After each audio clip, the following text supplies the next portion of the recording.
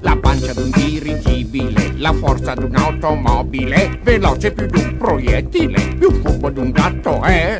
Ti bacia con la proboscide, si arrabbia se tu lo spettini, si scioglie se tu lo coccoli e in quattro si fa perché? Perché degli elefanti e re? E sai chi è? E sai chi è? E sai chi è?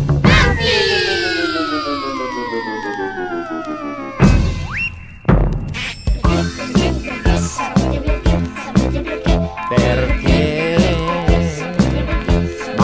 Manfi è il re. Sì, Manfi è il re. Ed è l'elefante il re. È il re.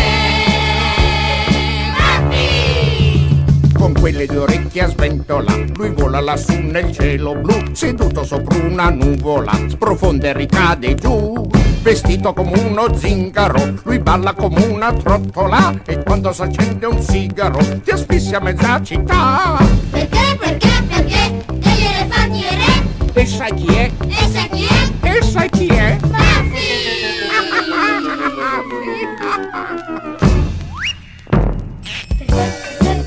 Sapete perché? Perché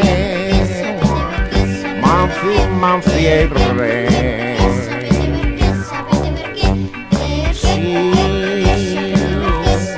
Sì, Manfi è il re. Perché l'elefante è il re.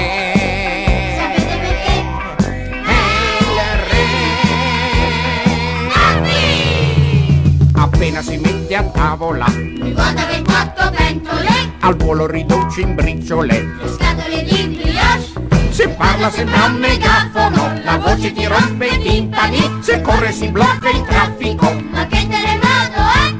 Ma che terremoto è? Sapete perché? Elefantissimamente parlando concludo che senza alcun dubbio è più meglio dei re.